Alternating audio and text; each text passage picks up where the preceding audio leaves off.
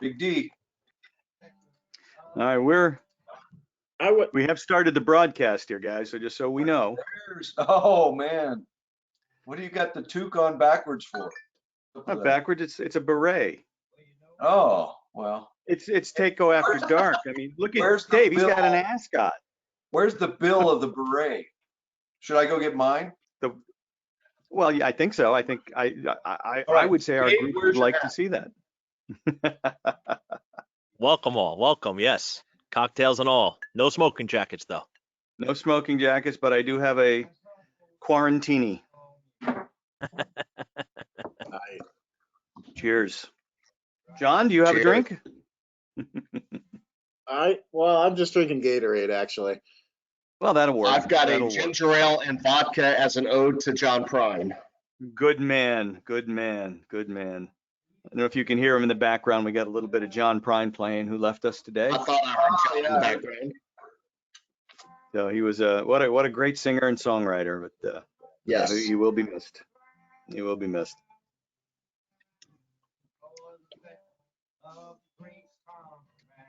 Jim De Palma says, "What the hell?" What? It's Takeo after dark. That's the hell. That's Little it, nectar man. action going on. Dave, you're all spiffied, man. Is that Yeah, man. Is that a? That is a smoking jacket. Yeah, he's got a smoking jacket Close on. to That's it. right. Smoking. Close to it. Yes, sir. Yes, sir. Luckily, he doesn't smoke anymore. That's right. Well, but he still That's kept the right. jacket.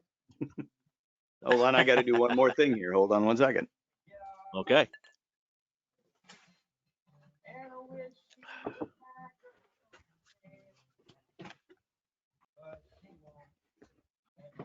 There we go. That light was kind of in the way. All righty. Very good. Very good. So we've got quite a crew out here. We got 43 coming in. So we got about 4 minutes to go time. So excellent. Very good. Very good. Anything exciting Awesome. going on in Mechanical Hub world this week, Eric, Tim, and John? Well, Not a whole lot on my end. JP, how about you?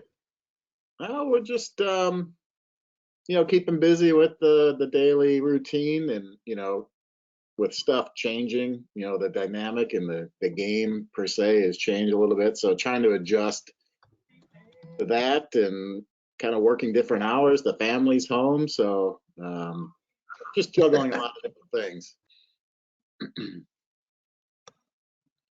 Yeah, it's been kind of like that on our end too. I don't know about the other guys. This has been a very different kind of busy for us to the point of where we've been online almost continuously for about 2.5 weeks now. Yeah, I was saying that earlier to somebody that I feel like I don't know if I'm more busy, but still keeping as busy or maybe busier. Just a different dynamic for sure. Yeah. Oh. Yeah, same here. It's we're just finding ways to meet up with our people that we normally do. I mean, our jobs as the trainers is, hey, let's put groups of people together, and of course we can't do that now. So this is the next best way to do it, and still stay in contact with everybody and try to do as much as we can. Yep, that has definitely been our mode of operation. Again, for the last 2.5 weeks, just how many people can we reach during the day, and working with our reps and wholesalers and other customers. We had 440 people on a webinar yesterday, so that was kind of a new record for us too. Wow. Impressive. Yeah, it's been like that. It's been like that. So anyway. Well, I know you're kind of shy. How do you keep up with all these webinars? Well, like I've told you last week, John, my only marketable skill is the ability to talk nonstop for 2.5 to 3 straight days without getting bored or tired. If I can't do this, I really can't do much of anything. All right. So this is just playing to my strengths. If you wanted me to, if I had to sing and dance during this time, that just wouldn't work at all. So Yeah. No, I hear you. All right. We're So still I'm filling gonna- in with people here, so still Yeah. rocking and rolling. Everyone's mad dash on that login after dinner and stuff, especially here on the East Coast. So There we go. 135 to go. Nice. Yeah. Oh, yeah. You got some love for the ascot. And There we Anthony, go. right about this, I think a bong would be more appropriate. Anthony, did you have to go there? Did you have to go there? The 70s were a lot of fun, weren't they, boys? Here you go, going. Love your outfit, JD. Thank you, my man. Hey, Mm. you notice what's right above my head there, right? I see you, Mike. Hugh Hefner there in the middle. Hey, that stuff's been sitting in the closet for a long time. Might as well use it now. There you go. All right, are we? We're here at 7 o'clock, so I'm going to suggest we get this show on the road. What do you guys think? Let's go. All righty, let's do it. Let's Let's do it. All right. Well, welcome everybody, and thank you for joining us again for session number 2 of TACO After Dark, and we're going to talk about heat emitters tonight. And I'm John Barba with TACO, and I'm joined by my esteemed and distinguished colleagues, Dave Holdorf and Rick Mayo. And also from Parts Unknown, we have the Mechanical Hub team, John Messenbrink and Eric Awney are out there, as well as Tim. You guys want to say hello? Hello, everybody. How is everyone tonight? Hope everyone's still good. Very good, very good. Eric is disturbingly quiet, which is a good thing, I guess. Hey now, hey now. Hey Hello. now, there you are. I had to unmute myself. Well, that's it's good that you know how to self-mute. That's a good thing. Thanks again for joining us. A couple of things, guys, I want to for the team out there, for the listeners out there. Treat this class, we said this last week before, but treat this program as you would any classroom exercise. Because it's a webinar, it is easy for everyone here to kind of, you're going to zone out. You're going to tune out a little bit, right? You're going to check Facebook or check your email or do something while this, and then all of a sudden our voices become like the grown-ups on Charlie Brown. You know, it's going to be wah, wah, wah, wah, wah, wah, wah, wah, and you're going to miss out on some of the stuff that we're going to share with you. And it winds up being a not so great use of your time. So do me a favor, get a pad of paper and a pen and just pretend we're in a classroom and you're taking notes. Write stuff down. That's really the best thing that I think you folks can do. Also, in addition, I do, as last week, I do encourage you to ask questions. An awful lot of you folks have already found out how to do that, but there's on your control panel, you should see a little cartoon balloon kind of thing. And that's how you ask questions. So do me a favor, everybody out there, just click on that and type in a question, or just type in a hi, hello, how are you? If you could do that for me, that would be awesome. And that way I know that you know how to do it, and I know that you know that you can hear me. That's even better. Very good. All right. So all this is working. So terrific. All righty. So let's get this show on the road. Again, tonight's topic is, we're focused on heat emitters and sizing and all that other fun stuff. But let's start with a real quick recap of last week's session. We went over heat loss, how to conduct a very simple hydronics heat loss. So we went through infiltration heat loss. We went through conduction heat loss. We showed you the 2 formulas, and we shared with you a download that had a nice booklet that you could use to figure out how all this stuff worked. We talked about U values and outdoor design temperatures and all that fun stuff. And we conducted a manual heat loss for a single room heat loss. And we started with infiltration. We came up with 2,268 BTUs. The windows, the walls, there was no floor or ceiling loss in this particular room. So we came up with a heat load of this one room of 4,022 BTUs. And then we quick did the rest of the house, and we came up with a heat load of 78,000. The rest of the house was 78,379 for a total BTUH required of 82,401. So that's the total BTU load that we have to deal with. When we go about sizing our boiler, that's one of the things we're obviously going to look at. From this point on, now we're going to use that one room number, 4,022 BTUs, and we're going to look at what we might do for heat emitters and understanding things. Baseboard, we think baseboard is simple, all right? And that's actually where we're going to start off. We think baseboard's simple, right? 500 BTUs per foot, 550 BTUs per foot, whatever our favorite number from our favorite brand is. But you do need to look at it a little bit more deeply than that, because there's some interesting things that we overlook about baseboard that are in the spec sheets.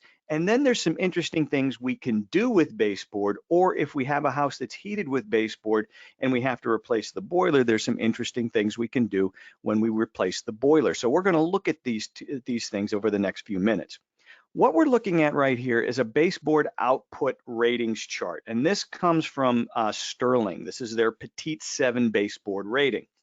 Now, normally, and type this in if you think, normally everybody goes right to that 550 BTUs per foot or 500 BTUs per foot or whatever it is when they're talking about fin 2 baseboard. And then you say, okay, what water temperature are we talking about? What supply water temperature are we talking about? And the number you're going to get almost immediately is 180 degrees. Well, okay, depending upon the brand of baseboard you're looking at, that 500 or 550 number may or may not be accurate. When we talk about supply water temperature, all too often, if someone's looking at a chart like this, they're going to say, okay, what's my output at 180 degrees?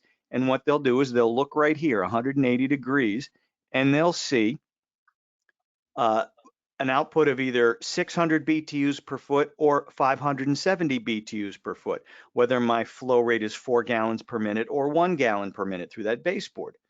Well, which one do I use? Well, if your supply water temperature is 180 degrees, I would submit to you that you would use neither, all right? Please take a look at the top portion of this chart. It's amazing the things you can learn by reading. This is the top line in this chart, IBR hot water ratings for circulation based on 65-degree air temperature. The second line is BTU per linear foot of active length at an average water temperature, So these numbers are average water temperatures. If we're talking about a 180-degree supply water temperature to that fin tube baseboard, and we have designed it, or we are designing it to the industry standard of 20 degrees worth of delta T, or a 20-degree temperature drop, the water's going out at 180, coming back at 160 for an average water temperature of 170. So we really need to be looking at that line and not that one, all right?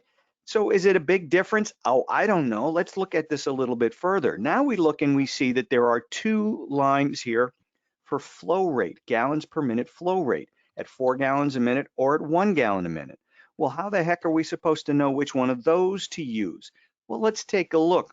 The notes down at the bottom, really interesting things you can find out here. Go right to number 6, all right?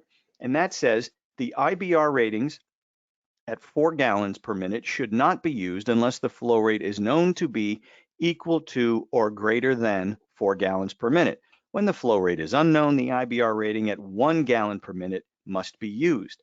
So here, let's take a look at this. If we look at this the wrong way and we say, okay, 180 degrees, 600 BTUs per foot, that's darn good baseboard. I'm going to use that. I get more output at 180. I get 600 BTUs per foot.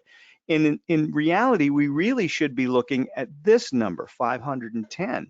All right, that's only 90 BTUs per foot, but another way of looking at it, that's about 20% less output per foot of baseboard. So you may not have an issue. This stuff tends to be fairly forgiving, but at least it's good to be precise and to know what it is you're looking at, okay?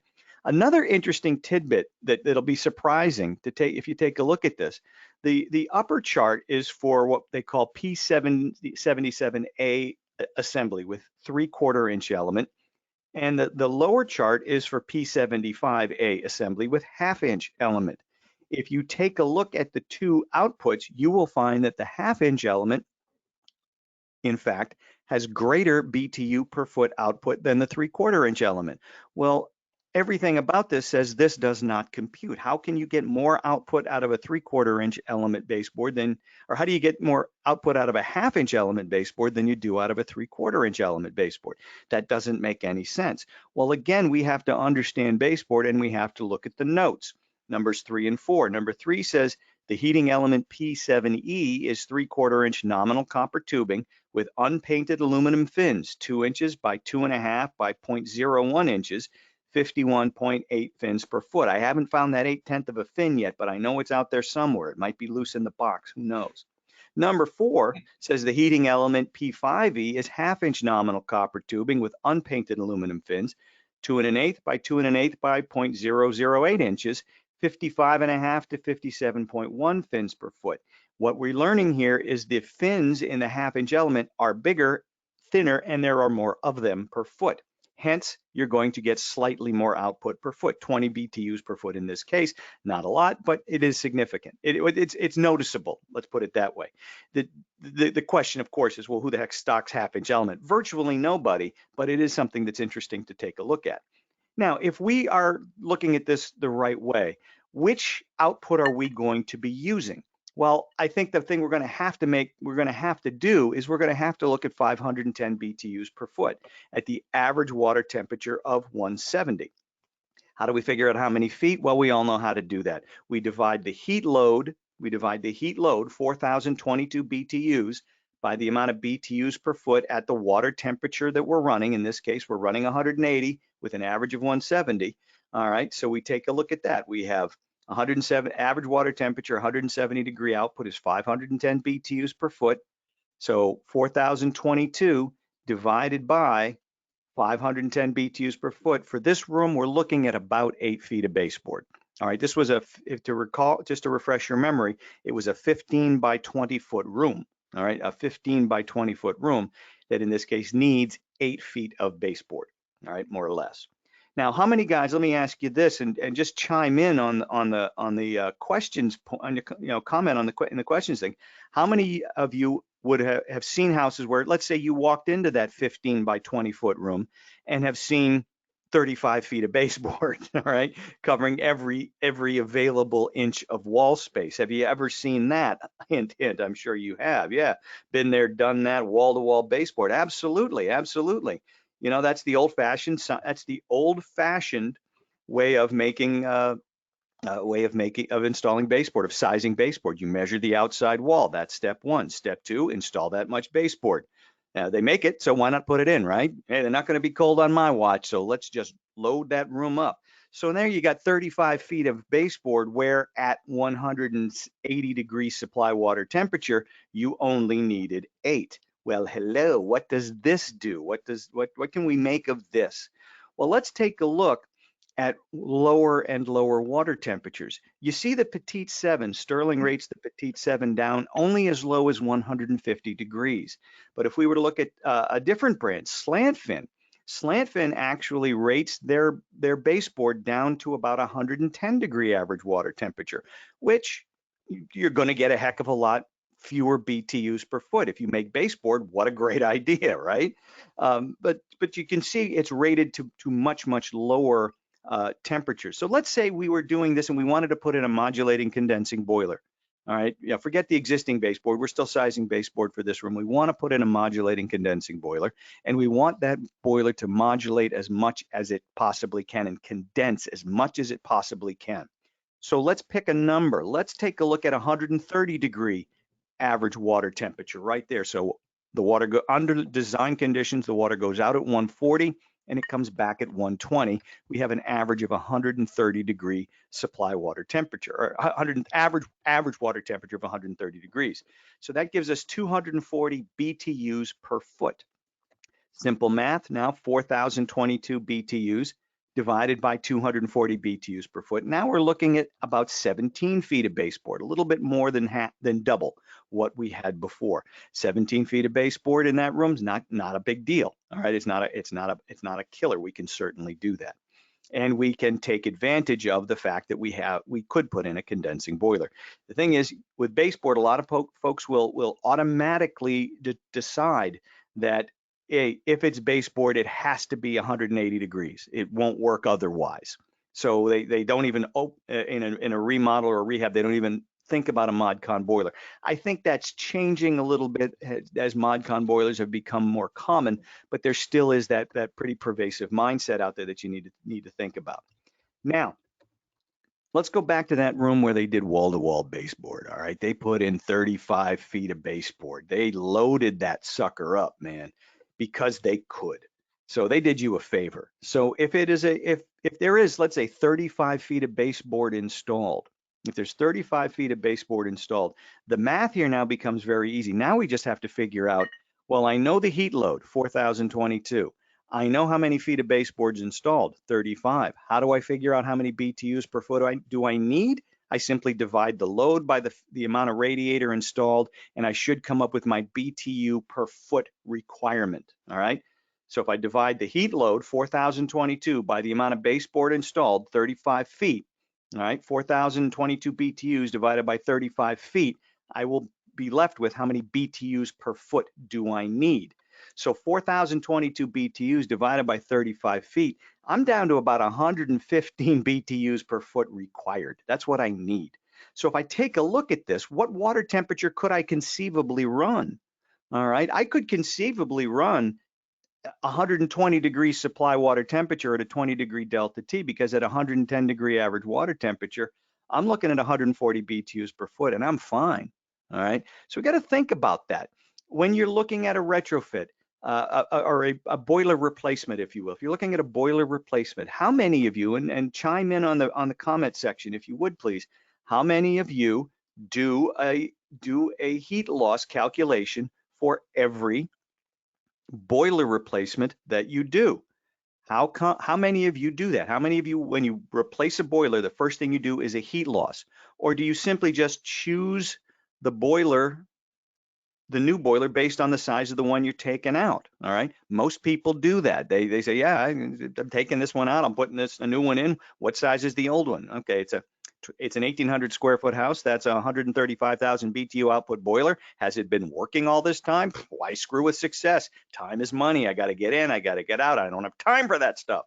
When you do that, you're making assumptions. You're assuming that the guy 45 years ago did the math all the way so you wouldn't have to, and you're also assuming nothing's changed. So you always want to do a heat load and measure the baseboard. Some folks will just measure the baseboard, multiply by 500 and say that's the heat loss. No, that just tells you how much baseboard's installed. It's good information that we could use. All right, so that's pretty cool. So that's a way to use this information. And if you do a heat loss, once you know the information, you can always use it. All right, you can always use it. And we got a few comments out here. John Langan says heat loss is required for permits now, and that's terrific. I mean, that's important, and it should be used. And then you've got other things. You can, again, aggressive outdoor reset, etc. So good stuff there, guys. Good stuff. We'll do a couple more slides, and then we'll take again, as your questions come up, please type them on in, and we'll take a break for questions in just a couple seconds. I do want to talk to you about sizing column and tube radiators, because in a lot of older areas, you go in and you can't, there's no baseboard to measure. All right, you have to look at what's the output possibility of the radiators. You know, maybe you do a heat loss, but how do I know what the output of these cast iron radiators are, and how do I work with that? Well, I'll tell you what, if you guys can ever get a hold of something called the Burnham Heating Helper, it's a little booklet, little pocket booklet that has so much information in it, it's not even funny. These guys did a fantastic job with this thing. A lot of really old stuff in there that we've been using for decades that's still valid. And one of them is some calculations to help you figure out the output of various types of cast iron radiators.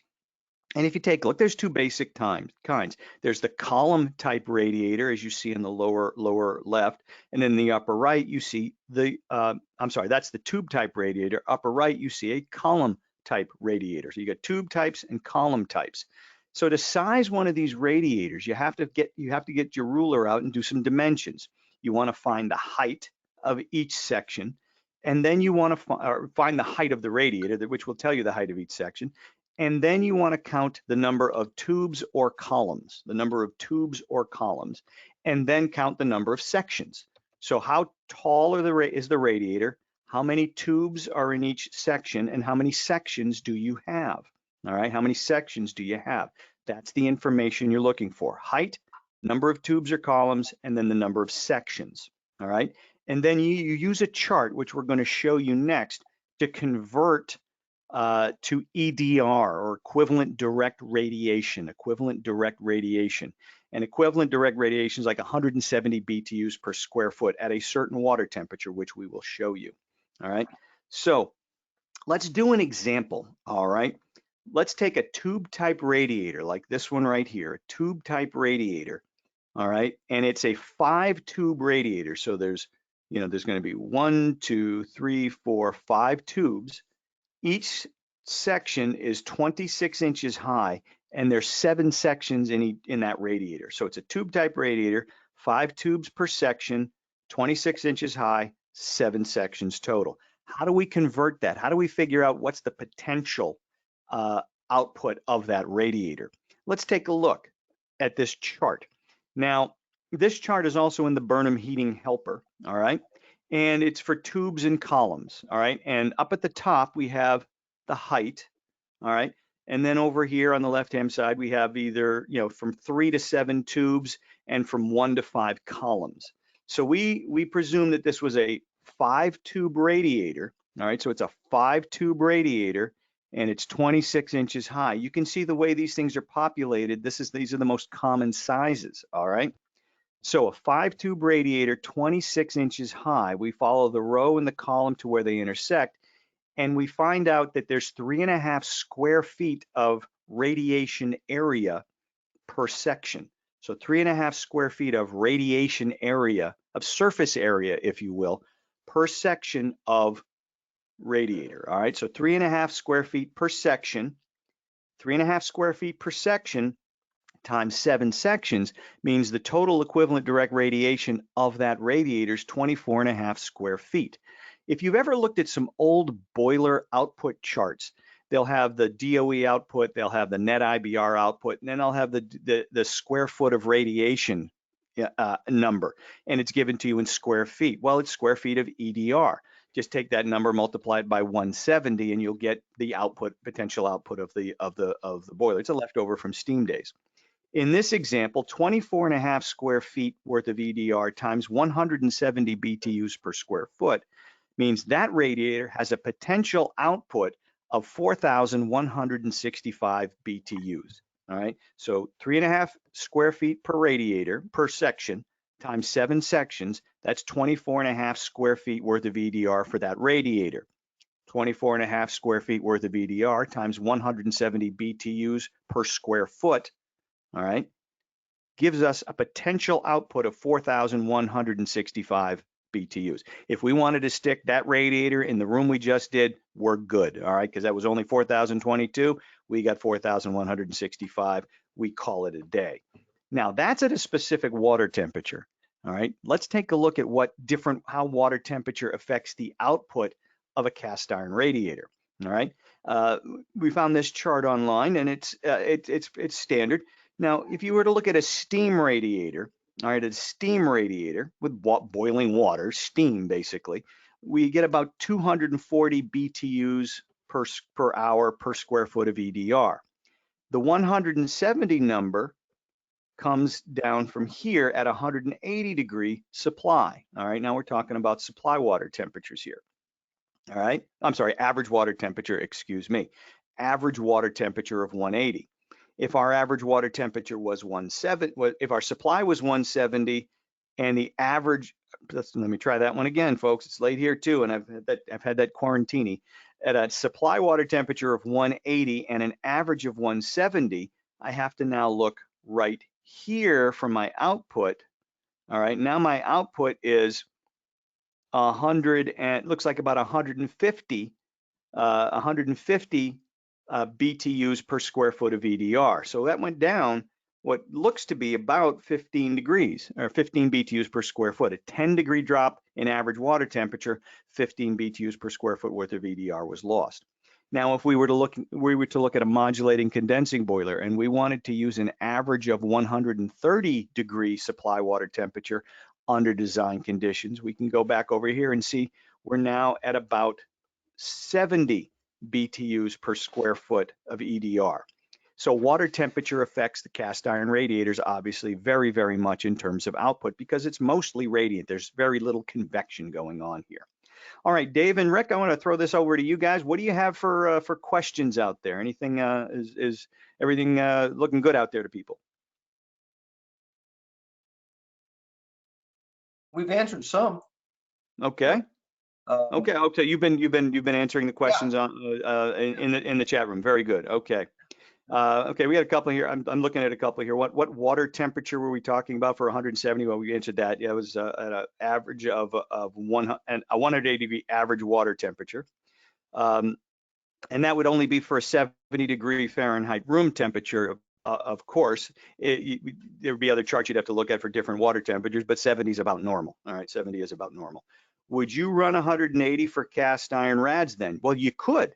There's no reason not to. If you had a big old cast iron radiator and it was a lot of times what people will do is a lot of people rehab these older homes and they love the cast iron radiators, but they rehab them, they button up the envelopes and the heat load goes down and they want to reuse these radiators. Now with a little bit of math, and if you know the heat load and you know what the EDR is, you may be able to say, all right, hey, I don't have to run 180 degree water here. I can run 130 degree water here or 140 degree water here.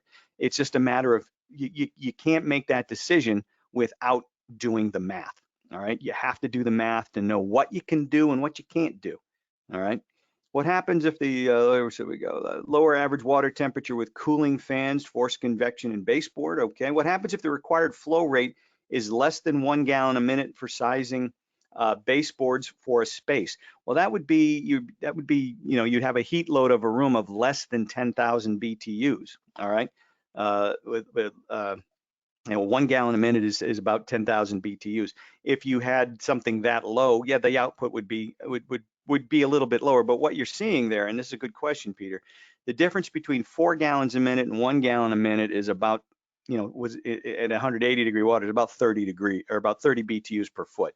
If it was much less than that, you probably, first off, try to run less than 1 gallon a minute through anything. It's kind of hard. All right, it is kind of hard. So yeah, I'm sure the output would be a little bit lower, but not that much. Not that much. All righty, very good, very good. Let us continue. And let's talk about radiant floor heating. How's the pace out there, guys? We doing okay? It's about 7:30, so we are rolling right along here. And I want to talk a little bit about radiant floor heating. Both Dave, Rick, and I, as we told you guys last week, we kind of cut our teeth at old Worsbo Company way back in the old days when you remember the foot and all that fun stuff. So between the three of us, we probably taught more people about radiant floor heating than maybe anybody in the Western Hemisphere. I'm not sure. I think that'd be a fair statement, don't you guys? Yeah. There was a lot of training classes, man. A lot of training classes. A lot of training classes, a lot of karaoke, and a lot of go-kart racing, right? Sizing radiant floor. I'm going to throw a pop quiz out there for you guys. And I want to hear where your head's at. Everybody out there, just type this in. And your answer to this question: what is the best installation method for radiant floor heating? And we'll wait. You guys do this. What is the best installation method for radiant floor heating? All right, just type in what you think. The best installation method. All right, we got depends, slab on grade, thin slab, depends, row panel, subfloor panels, above floor, slant, thin slab, in slab. The correct method, I like that one. Slab always depends on the job, depends. WB, SWB. All right. Pour over, slab, row pecs, speed, floor panels. Yeah, there's a lot of different answers. In the case of most guys are talking about some sort of a concrete pour. I like Anthony Tossi, the one that makes the customer happy. There you go. I think the correct answer is it depends. A lot of folks like to talk about slab, and I love slab because it's got thermal mass. Well, thermal mass is interesting. Thermal mass can be both good and bad. To me, thermal mass just is. There's advantages and there's drawbacks. What would you guys, Rick and Dave, what would you say the biggest advantage of thermal mass is? Dave, go ahead. I would say the lowest temperature that you can get out of it. So you're going to supply the lowest water temperature and therefore keep your boilers off longer, modulate that water temperature down low, and you've got a lot of freedom with it after that. So that would be the one advantage to a slab style system. And of Okay, course, Rick. you get the tubing patterns wherever you want to do. Okay, very good. Rick, what do you think? One advantage I've actually experienced with a slab heat job is in my house in Alaska, we would have power outages up in Wasilla on a regular basis. I experienced one power outage of 23 hours, and I had enough heat stored in the house that I only dropped 2 degrees in 23 hours. So that's an advantage, but again, it's not the end all. And what would you say the disadvantages are? Depending on control strategy. Mhm. If I keep my temperature from not overshooting what it should be, you can get some overshoot with temperatures by running too hot. So you got to really control the fluid temperature in a big thick slab, because you've got like a big boat that's kind of hard to turn when Right. It's going. it's like trying to do quick maneuvering with an oil tanker. Yeah, good. Right. And Dave? I look at it as if you like to change the temperature in a space, and you like it cooler at night compared to during the day, or vice versa, very hard to get that control out of a slab. Like Rick says, once it gets warmed up, it's just going to sit there and store that energy in there. Right. The advantage coming back to that is, if you're that guy with that boiler system trying to tweak out every last BTU and make that boiler condense all day long, the colder the water, the better. But then again, it could be a disservice to the homeowner based on what they're looking for. My view is a little different.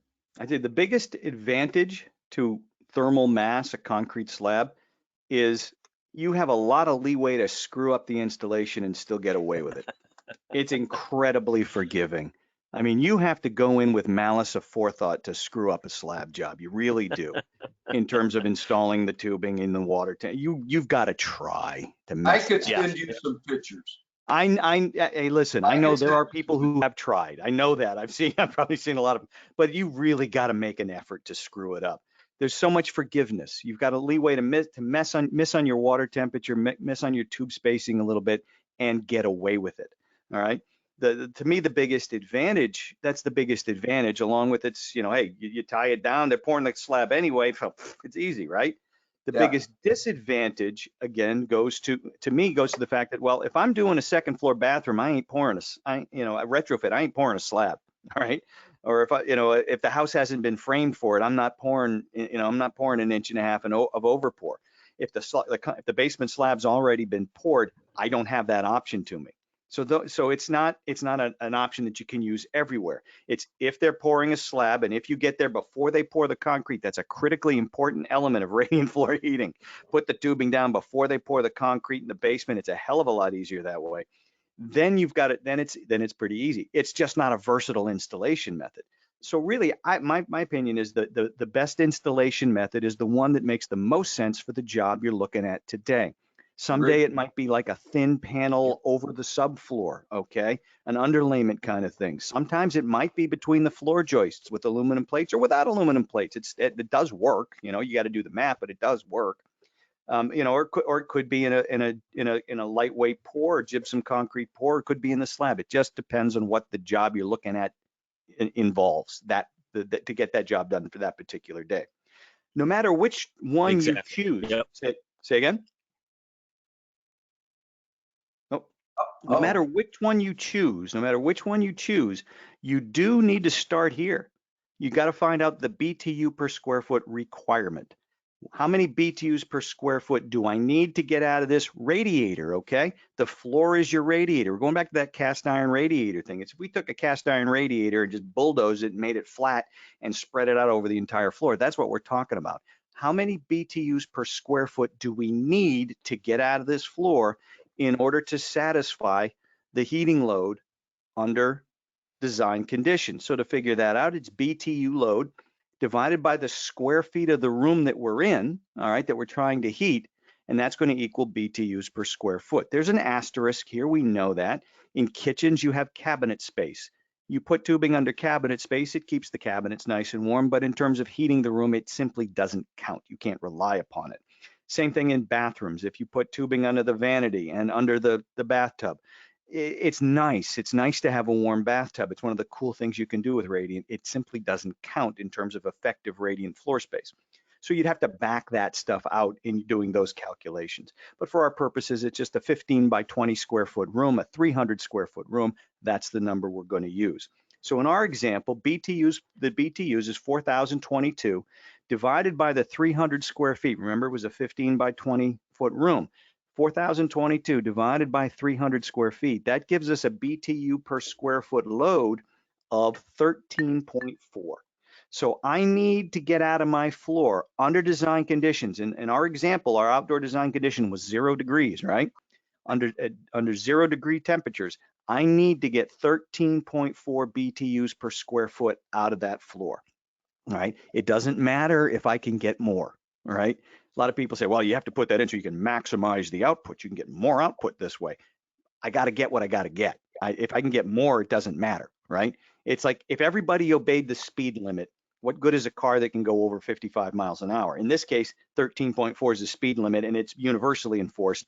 It doesn't matter if I can get 40, who the heck cares, right? It doesn't make any difference. I only need 13.4 BTUs per square foot in this room. Now, here's another thing about radiant floor heating, all right? Radiant floor heating gives off heat based exclusively on its surface temperature, all right? It's a radiator, it's a radiant heater, it's a radiator. So it gives off heat based exclusively on its surface temperature. The warmer the surface of the floor, the more BTUs per square foot it will give off. Remember that, that's going to be important in a minute. Final step is we have to then determine our installation method. Is it slab? Is it something on top of the floor? Is it doing the floor joist with plates? Whatever it is, we have to choose that. And then we're going to look up our water temperatures based on that. But we also have to, as best as we can, determine the finished floor material and its corresponding R value. We have to find the finished floor material and its corresponding R value. Now, I got another pop quiz for you guys. It's time for you guys to type in your answers in the question section here. And it's a pretty simple question. Which finished floor material requires a higher surface temperature to heat the room? Tile or carpet? Which finished floor material is going to require a higher surface temperature to heat the room? Tile or carpet? I see a lot of carpets. I'm going to ask that question again. Everybody's typed in their answer. I'm going to ask that question again. Let me say something. Yes, go right ahead. You guys know John Barba, right? And you know he's throwing you a curveball, so be very careful with your answers. This isn't a curveball. This is a knuckleball. It's going every which way. Which finished floor material requires a higher surface temperature to heat a room? Tile or carpet? A few of you got it. I saw these answers popping up. I saw a few of these popping up. A few of you got it, and Jim Prisby, I would expect you to get this one. That's right. That's right, Priz. He's another one of the Worsbo expatriates. I think Takeo leads the league in former Worsbo employees. Yeah, the temperature should be the same. All right, the surface temperature should be the same for either finished floor material. Think about this. If you need a 75-degree floor surface temperature to heat a room, all right, a 75-degree carpet surface temperature and a 75-degree tile surface temperature are both 75, right? They're both 75. They're both 75 degrees. So 75 isn't, it's the same, right? It's the same. A tile 75 isn't cooler than a carpet 75. Now, what we're going to have to do to get there is going to be different. So that was the knuckleball in the question. All right, what we're going to have to do to get there is going to be different, but the surface temperature that we're aiming for is the same in either case. So carpet, tile, doesn't matter. If we need a 75-degree floor, we need a 75-degree floor. All right, very good. That was fun. Let's now go to our output chart, okay? And comes to us from, I think this one is from Mr. Peck's, but pretty much every radiant manufacturer has something like this or similar to. It's an output chart. And in this case, it's between the floor joists. BTJ stands for between the floor joists with aluminum heat emission plates. And these are C-fin heat transfer plates below the subfloor with tubing 8 inches on center. Over on the left-hand side of the chart, you see your BTU per square foot load. Okay, right here, you see your BTU per square foot load. Over on the right-hand side is our surface temperature. Now, let's take a look. Let's forget what we have in the middle. Those lines there represent finished floor R values. Our heat load is right about here, 13.4 BTUs per square foot, all right? Right there, 13.4 BTUs per square foot. If we ran a line all the way over here, we would find that we would find the floor surface temperature that we would need to heat that room under design conditions. All right, and in this case, let's call it 75 degrees, okay? Based on what we're looking at, we're gonna call that 75 degrees. So no matter what, I need a floor that's 75 degrees under design conditions to heat that room. Now, what do I have to do to get there? Well, now I got to figure out what is the finished floor R value, what's the material and what's its corresponding R value. And radiant manufacturers have books you can look this stuff up in, which is very, very helpful. But for our purposes, let's presume it's a carpet and pad, a good residential carpet and pad with a combined R value of 2.0. To find the water temperature, we follow our BTU per square foot line over to the going from left to right until it meets the R value 2.0 line. And then where the two lines meet, we drop straight down to find our supply water temperature. And in this case, it's looking like it's about 122 degrees. So under design conditions, in order to get a 75 degree floor surface temperature with a carpet and pad with an R value of 2.0, to get 13.4 BTUs per square foot, I need about 122 degree water. Does that make sense to everybody? That's pretty simple. That's how you work this chart. Now, I have another question for you. Here's another pop quiz. Isn't this fun? It's pop quiz day. 13.4 BTUs per square foot. That's when it's 0 degrees outside, right? That's when it's 0 degrees outside. Now, what happens when it gets warmer? Let's say it's at 50% load. In this case, it might be 35 degrees because we did 70 indoors to 0 outdoors. So 50% load would be 35 degrees outdoors. At 35 degrees outdoors, our BTU per square foot load looks like it's almost 6.7. Now, you know what? We're going to call it 7 BTUs per square foot. We'll round up. Our BTU per square foot load is right here. If we follow that over here, we find that we might now need a 72 degree floor surface temperature. So when it's 0 outside, the floor needs to be 75. When it's 35 outside, the floor needs to be 72. My pop quiz to you guys, and again, write in your thoughts. My pop quiz to you is, how does the floor know? How does the floor know that when it's 35 degrees outside, I only have to be 72 degrees on the floor surface, and when it's 0 degrees, I have to be 75? How does the floor know? How does it know? What do you think? Let's see what you got. Type your thoughts in. All right. John Langen, I know you would know this answer. You've heard me yap on long enough. Got a lot of good answers. They're all kind of all over the place. We got outdoor sensors. We got thermal equivalent. We have it doesn't. We have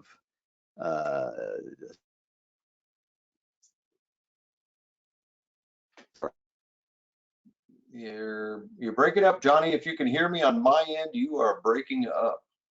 You have frozen, and so has Dave.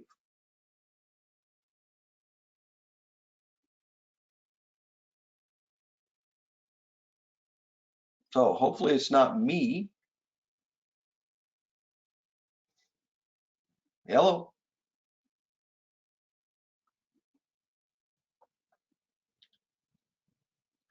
Good, Derek, thanks. Yeah, I'm not sure what happened to Dave and John, but I can continue on if, if that's what needs to. Yeah, it's the Rick show. Who said that?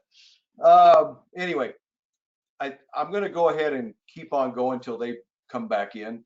But I think where John's going with that, that question. Are you guys back now? Dave, are you back? Well, it's just me at this point in time.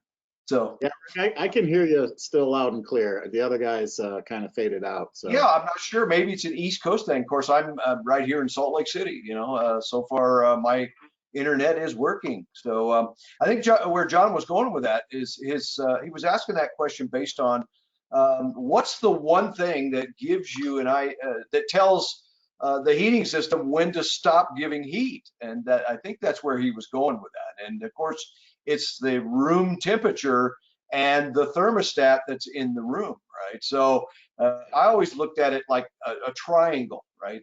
At the top, we have room set point temperature.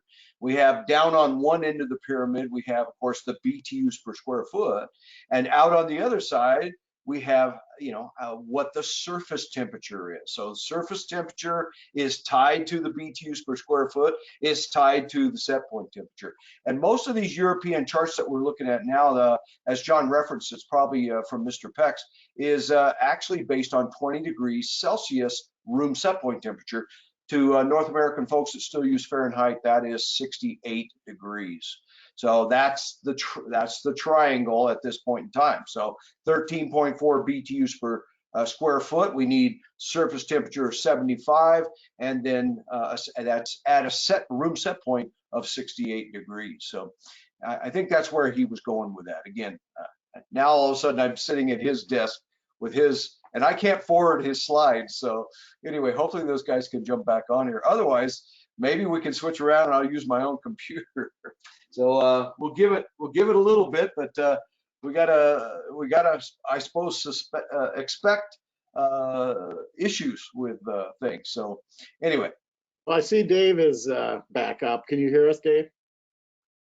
Yeah, I don't see Dave. He didn't come up on the video yet. And normally they're plastering us on the top of the screen there. So we'll see what happened. I saw him freeze up, and Maybe Rick, if you want to Yeah, open back it. online, everybody, and I am trying to get the presentation back up and running again. Give me. okay. Is All right. JB there yet? Nope, I don't see him. Okay. Well, hopefully you have control of it, Dave, because I don't. I mean, I could switch gears and put my presentation up if you want. So I'll just somebody. And I let me can't. know. I can't take over the screen. Well, let's see. Change present stop world. Maybe Rick, if you want to open up to general questions about this or anything. Sure. Yeah. Again, I'm looking at my. Yeah, it's just people saying they can't see John and Dave and so on and so forth. Nothing's on my question drop down is kind of limited. Okay. But if you can see it, give me a shout. I'll try to answer as best I can. So. Someone to standalone thermostats. Okay, I see that popped in there. Floor sensor, a good idea. Yeah, floor sensors are great as long as I mean, it adds, you know, something to the job as far as the installation of the floor sensor as well as the dollars that are involved. But typically we would recommend floor sensors when we had a potential problematic floor covering, like a exotic hardwood that was, you know, like, oh, I can't ever exceed 82 degrees. And we could set some high limit parameters there for that. But anyway, Dave, if you can see the questions, I'm having a real hard time with my drop down window. Hopefully that answered the floor sensor. Floor sensor is a good thing. When I was selling that equipment, absolutely, I would build those into those jobs that required it, but it does add money and add some installation time and such.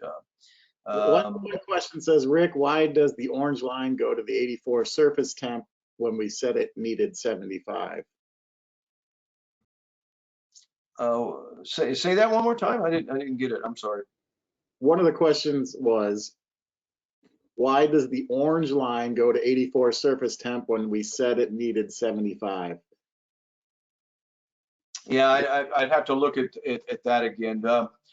Again, there's a certain amount of, we call it the heat flux of the floor. So how much energy is coming off the surface of the radiant floor. And that's usually, we can actually predict that. We know we've done tons of testing, and we know that in lighter load conditions, let's say about 15, 20 BTUs a square foot, it's somewhere in the neighborhood of about 1.8587 BTUs per degree differential. So let's say the surface temperature is X and the thermostat set point is Y. Whatever the difference is in that, you times that by about 1.87 on lower. It approaches 2 BTUs per degree differential, the heat flux, when you're up into big loads like approaching 35 BTUs a square foot or something like that. So hopefully that answers the question. It's all in how much heat I'm delivering per square foot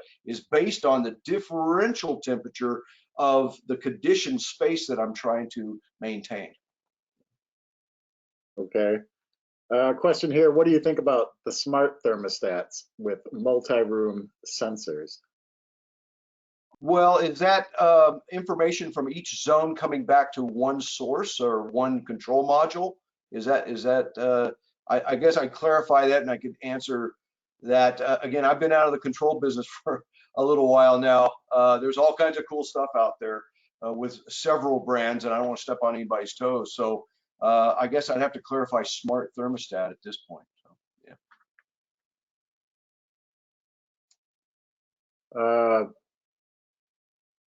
Zone valve or zone pump to control the manifold? Well, it depends on what you prefer.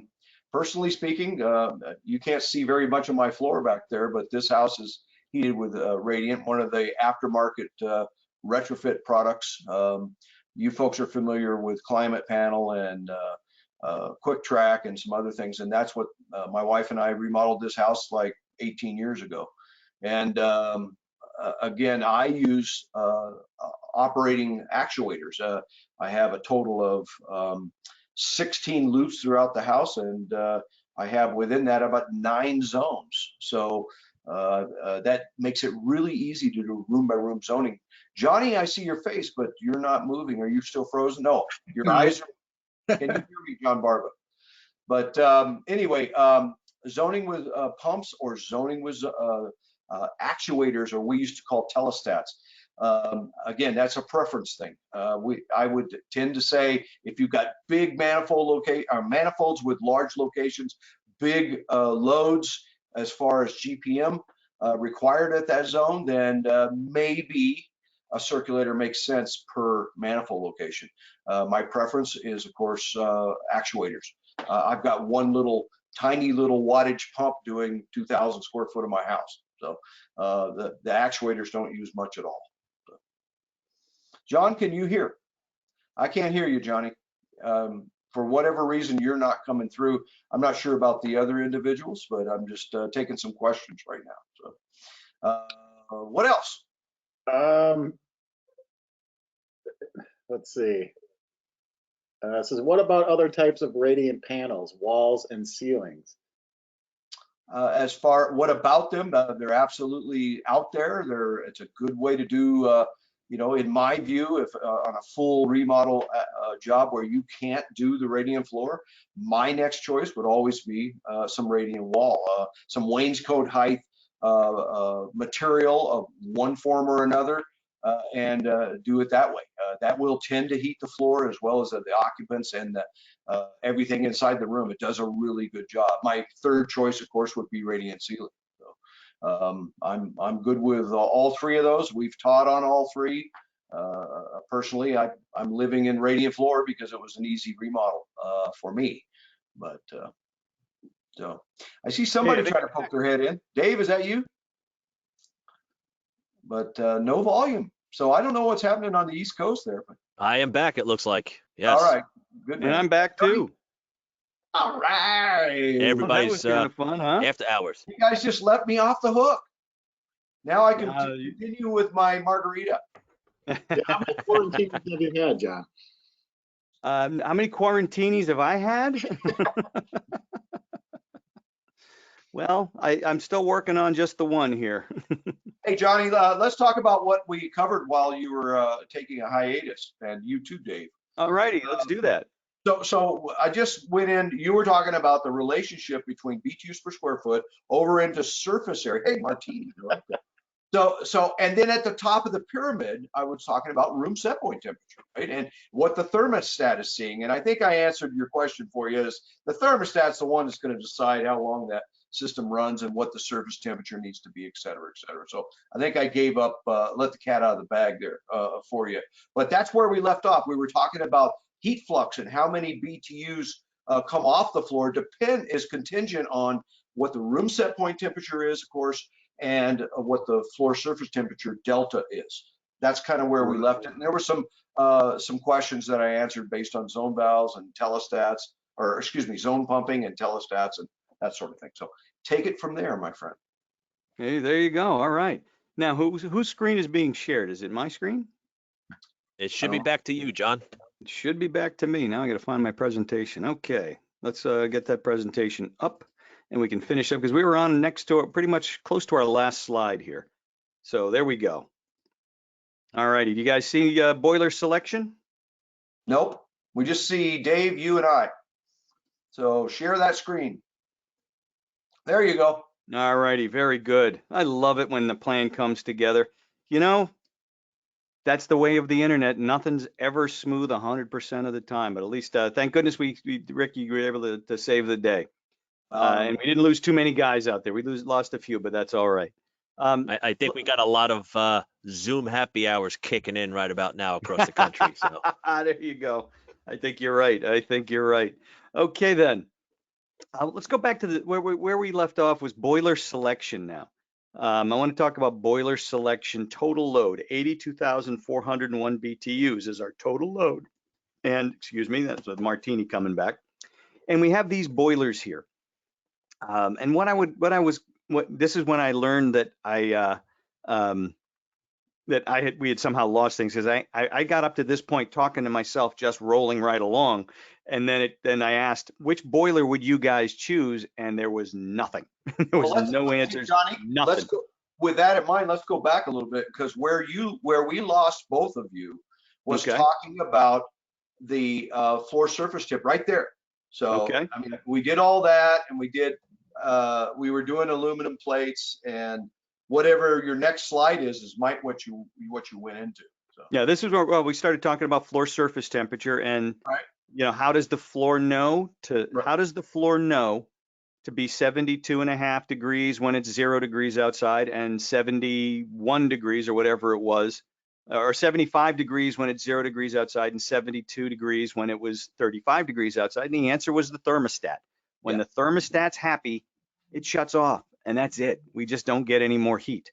A lot of people say, well, what about like the flywheel effect? What about that heat? There's still heat in that system and it's giving off energy and blah, blah, blah. I says, yeah, it is.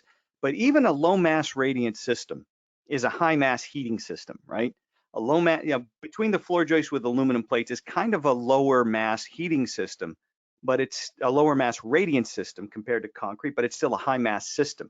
That mass has the ability to absorb a boatload of BTUs, a boatload of energy without raising its surface temperature even 1 degree. So, a concrete slab can absorb up to like 10 to 12,000 BTUs, maybe even more without raising its surface temperature.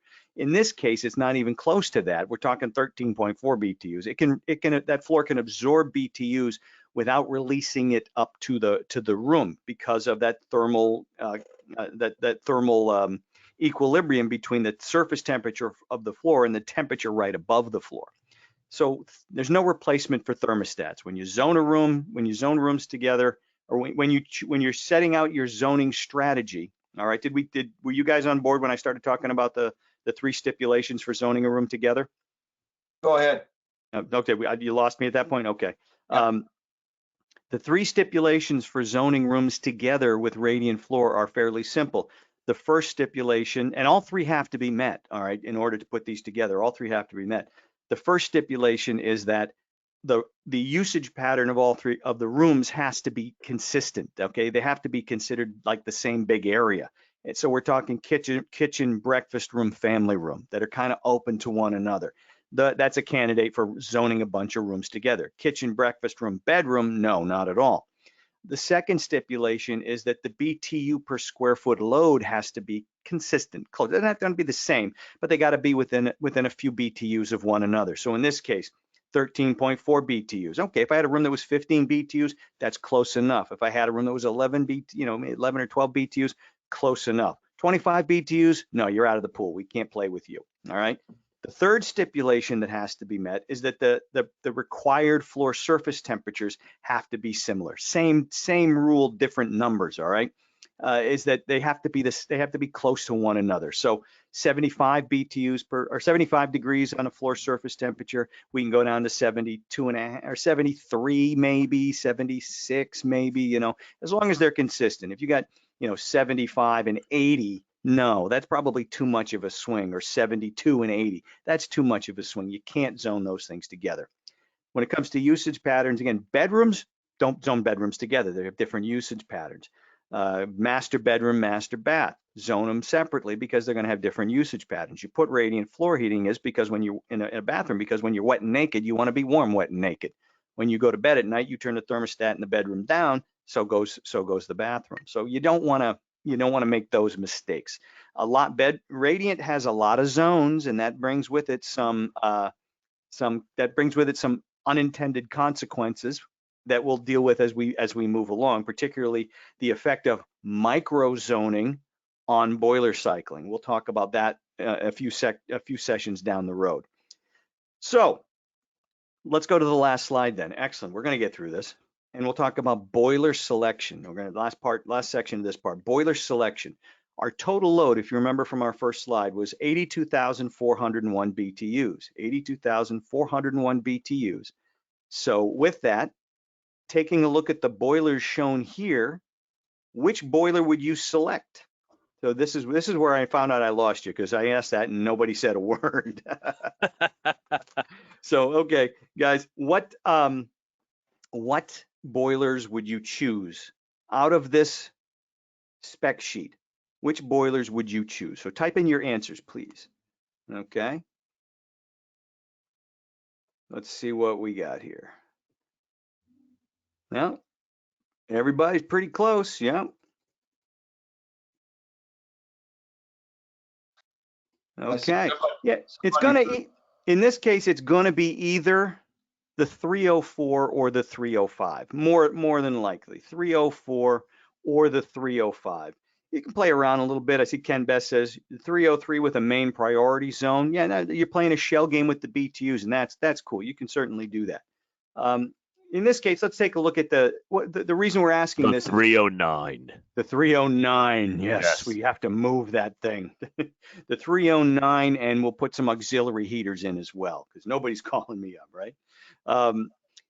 We're going to look at the 303 and the 304, but the real reason I'm asking you this is it's going to depend on which column you're looking at. If you look at the column, you see the input. That's, in this case, it's the gas input, the gas rating input. All right. If you look at the next two columns, you have the DOE heating capacity, and then the next column is the net AHRI, or in some cases the net IBR rating.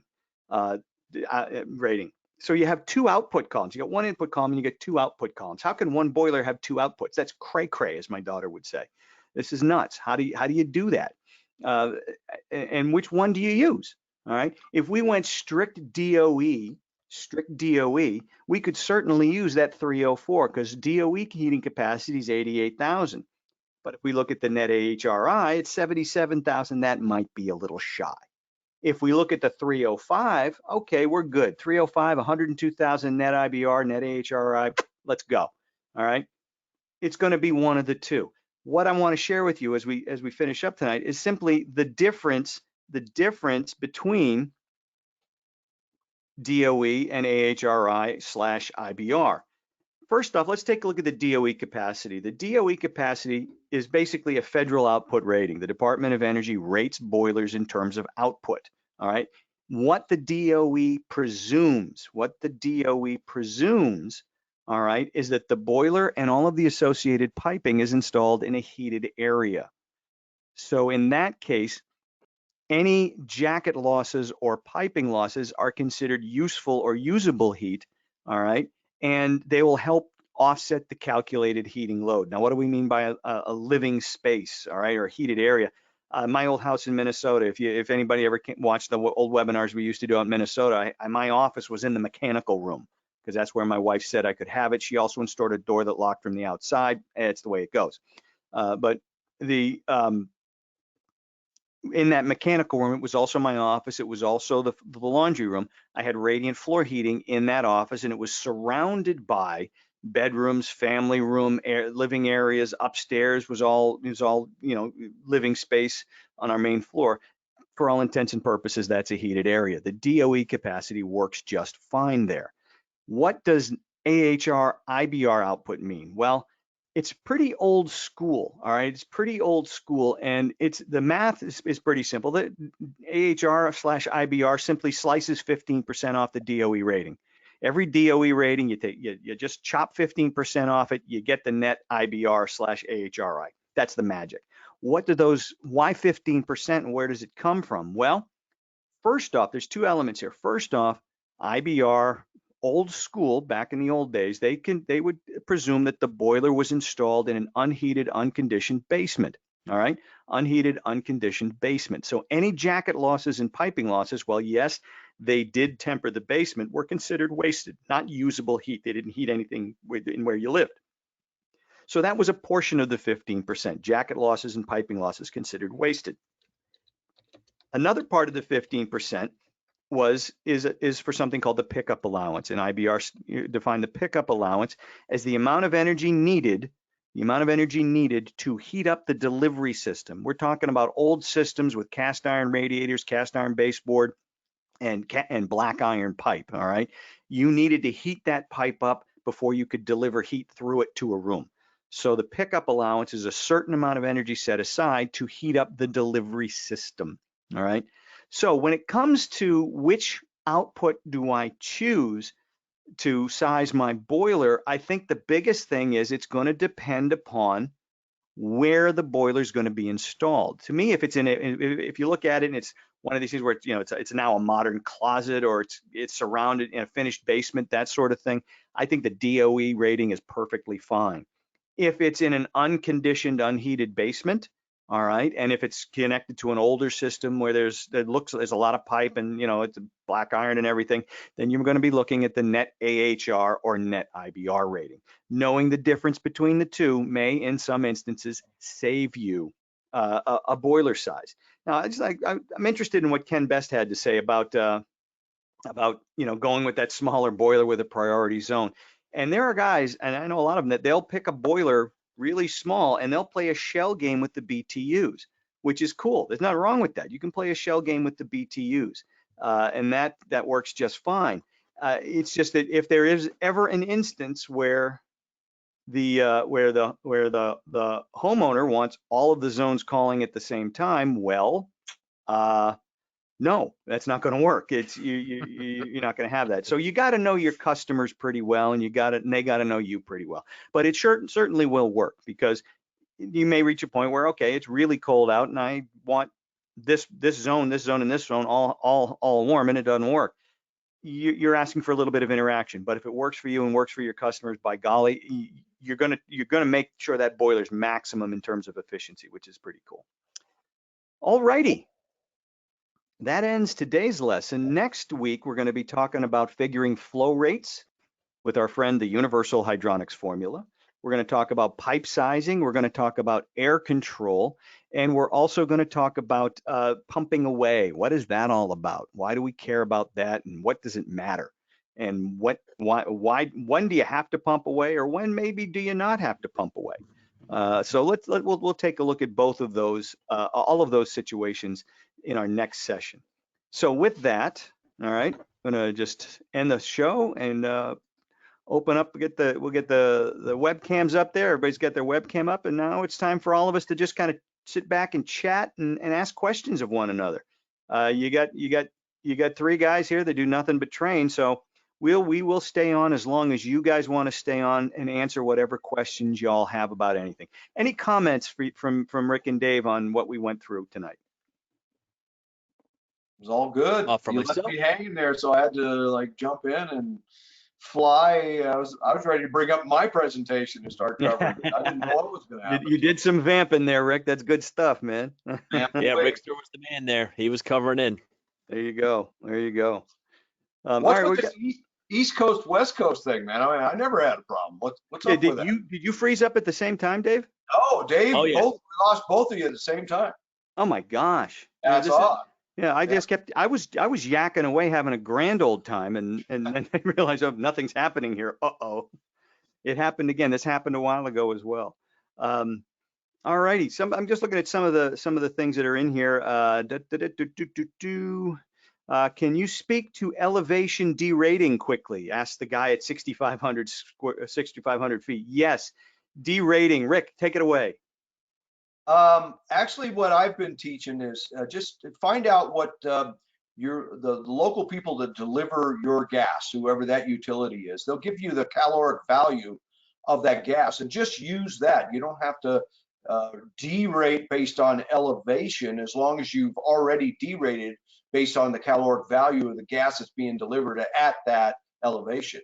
So again, don't double dip. People have done that. It leads to oversizing. So that's the best way to do it. If you can't find that out, then most of your boiler manufacturers will give you, based on elevation, typically 2,000 foot on up, they'll let you know how much to derate that boiler based on that elevation. Right, and I can actually find that in this presentation here in a second. Let me get that up here. I did have it on that very last screen. So let me open that up again. Boom, boom, boom, boom, boom. Where are you?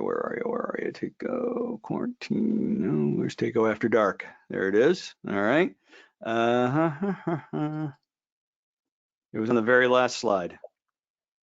John, you're so organized. I was being efficient and closing this thing out way ahead of time. Here we go. Yeah, down at the bottom here, it should tell you for this particular boiler, all models certified for use from sea level to 10,000 feet in elevation. Outputs are reduced by 4% per 1,000 feet above sea level for elevations above 200 feet or 2,000 feet. So you reduce that output by 4% every 1,000 feet above 2,000 feet. And normally your modulating boiler companies will be somewhere around half of that.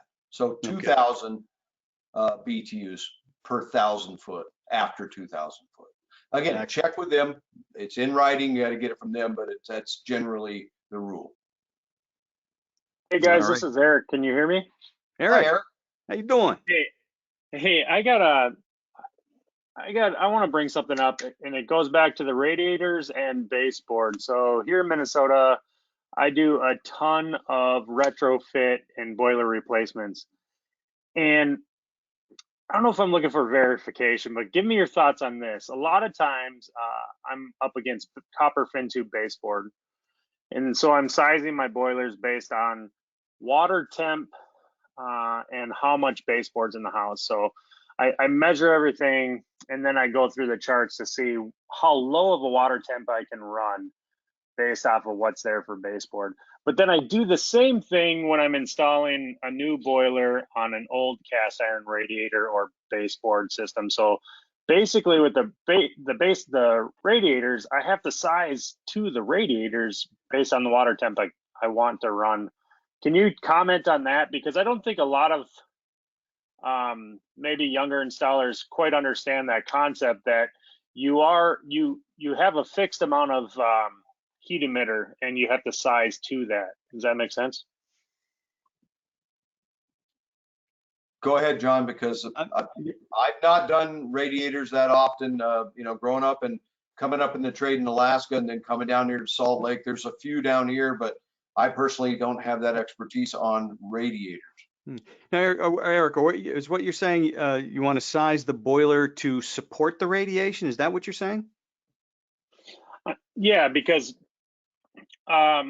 let's say you get an anomaly where a house has exactly the amount of radiation footage or square footage, and based on a specific water temperature. I mean, you can't if you've got a situation where a customer says, well, it never seemed to heat quite right, maybe they don't have enough radiation, or maybe the boiler wasn't set up right. But if you're putting a new boiler in, you can't increase the output because you have a fixed amount of heat emitter.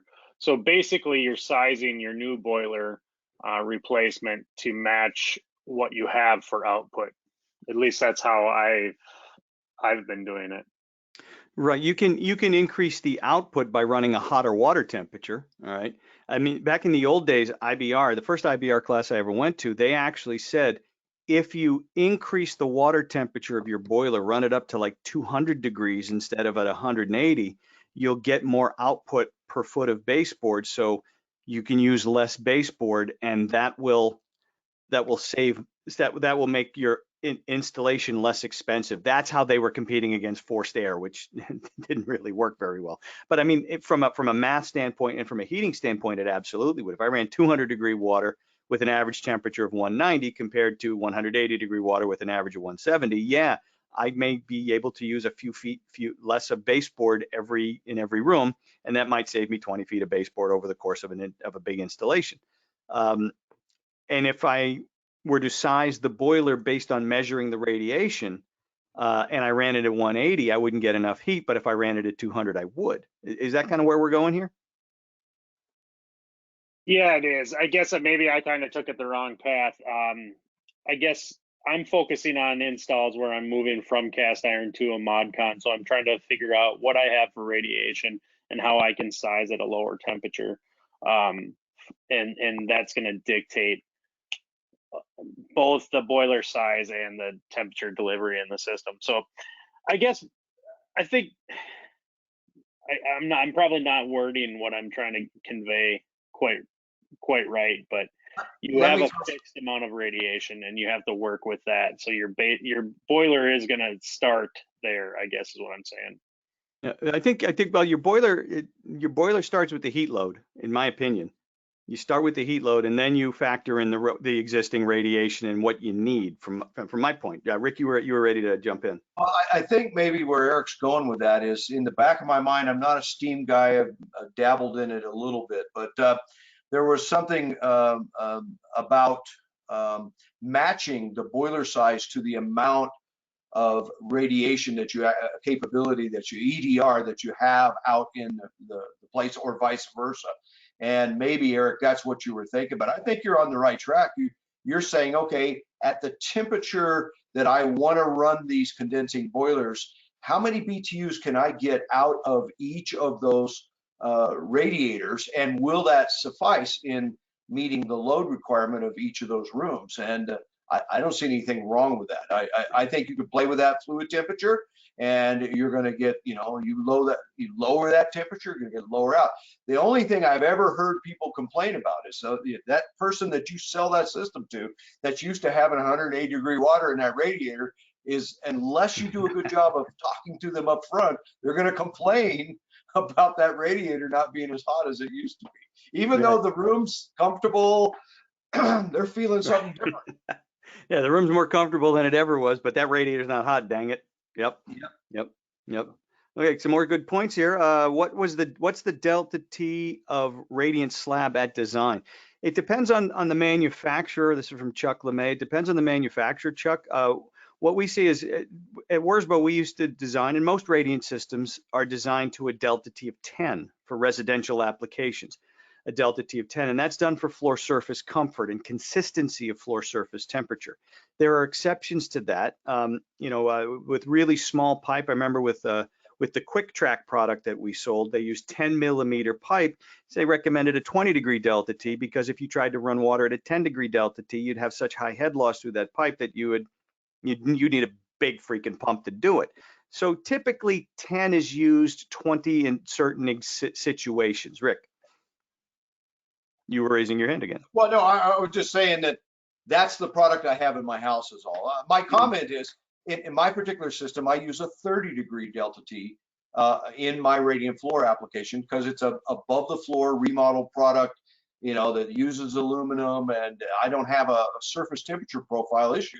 The house in Alaska I had was some gypsum and some slab on grade, and I can't tell you the difference between that. And again, I stretched my delta way out on this product and it works just fine. You know, for what it's worth. A lot of the companies in Europe use a 20-degree C for their delta T on the radiant applications. And to me and you, that's 36 degrees. I'll put a couple of cents in that tone. Yeah. I've got slab and I've got underfloor in my house here, and I've done my. Uh-oh. I don't know. Dave, you're breaking up. Dave, you're breaking up. Oh, I'm coming back. There we go. Dave's not here, man. Can you hear me now? We can hear you now. These damn Zoom parties. The damn Zoom parties out here. You got me back? Yep. Yes. Nothing?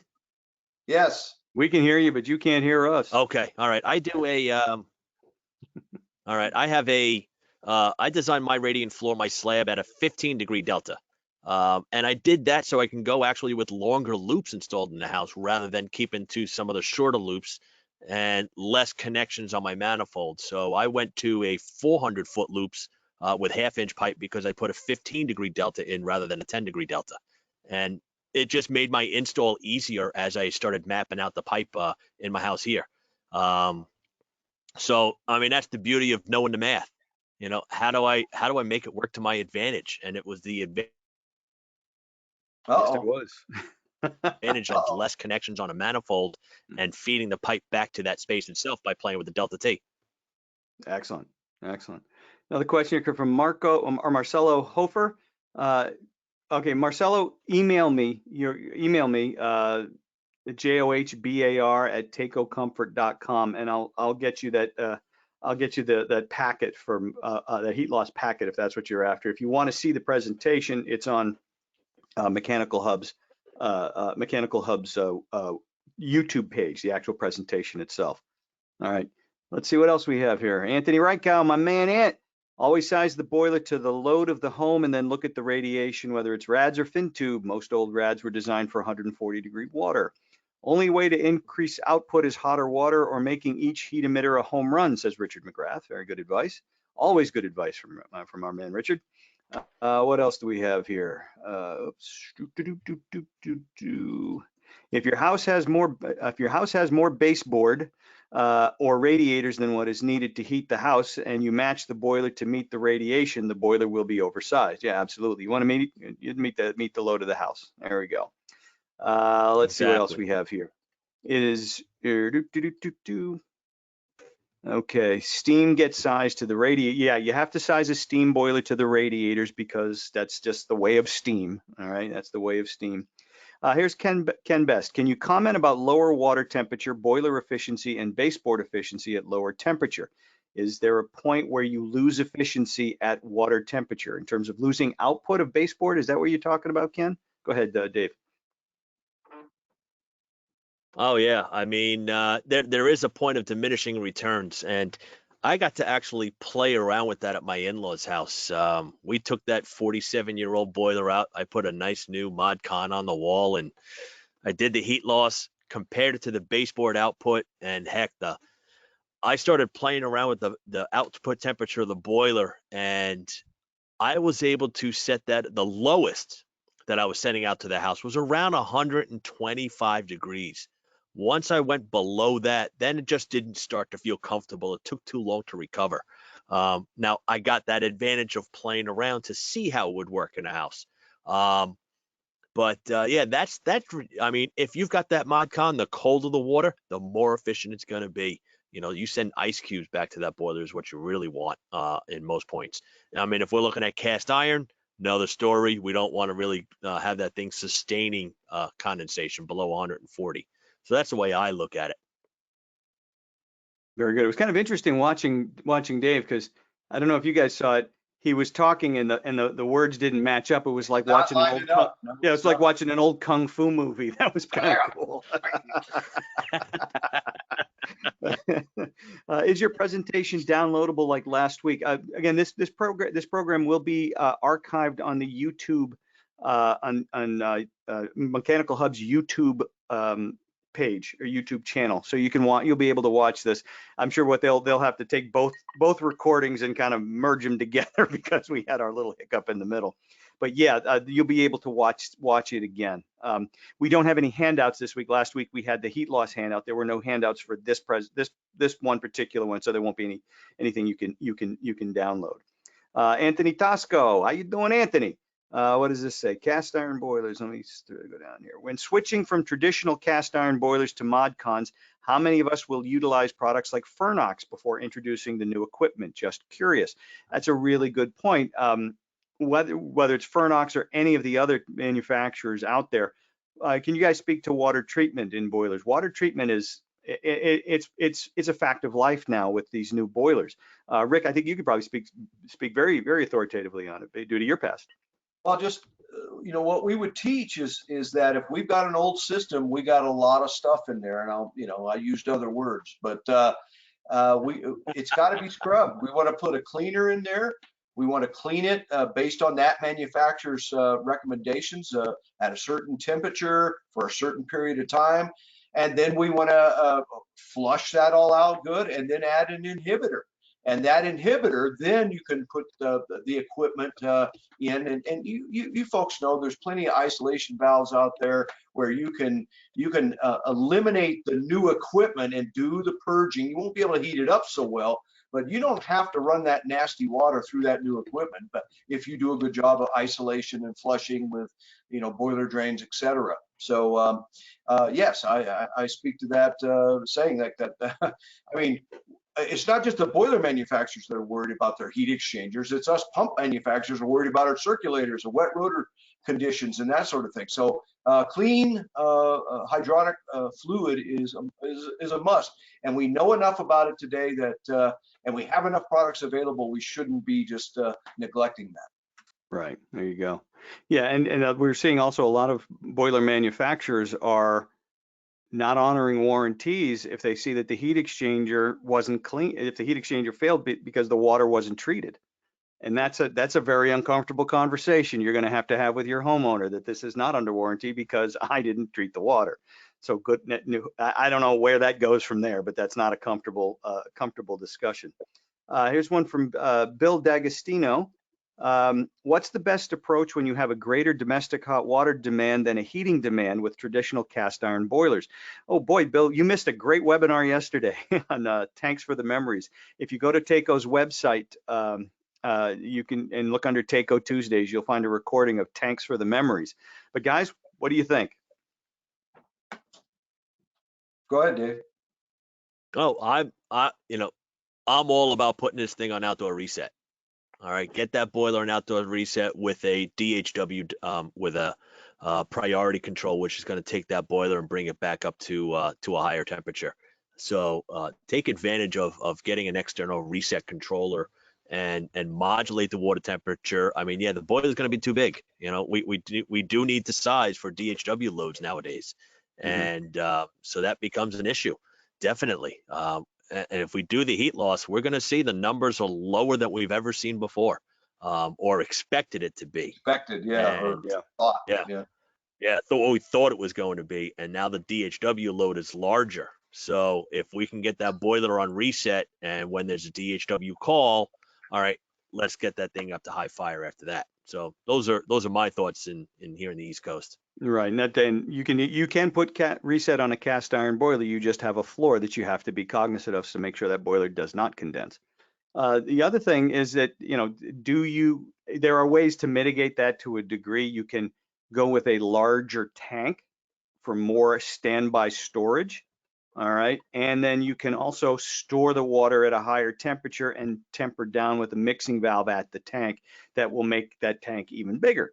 So there are ways to work within that, so you don't have to go, like I have a 200,000 BTU boiler with a 50,000 BTU heating load. Maybe if the domestic hot water load is that large, yeah, then maybe you have to. But there are ways to work within that if the disparity isn't huge.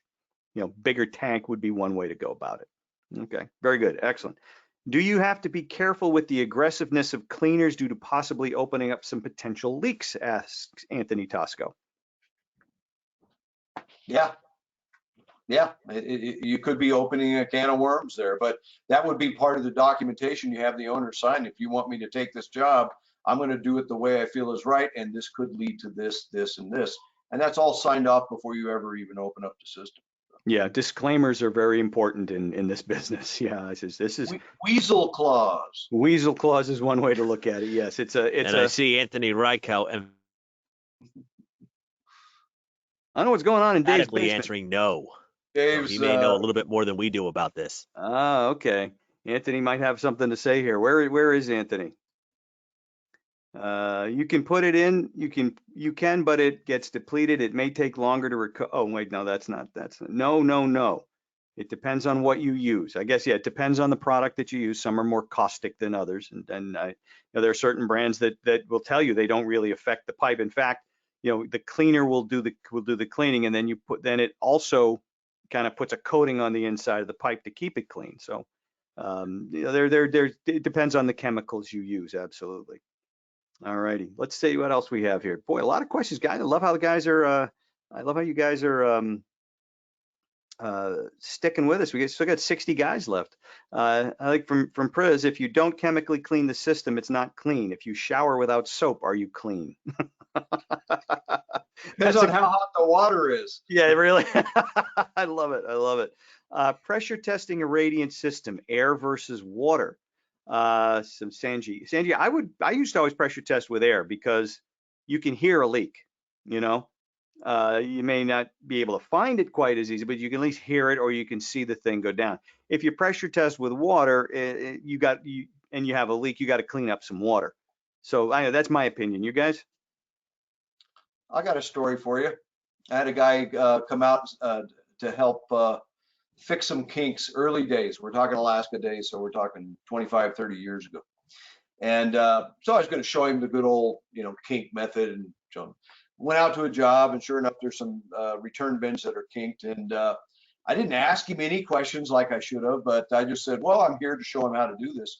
And I took the ties off and I straightened that thing back out, and I put a heat gun on it, and I'm talking to him and showing him how to do it, and we're going through this whole rigmarole.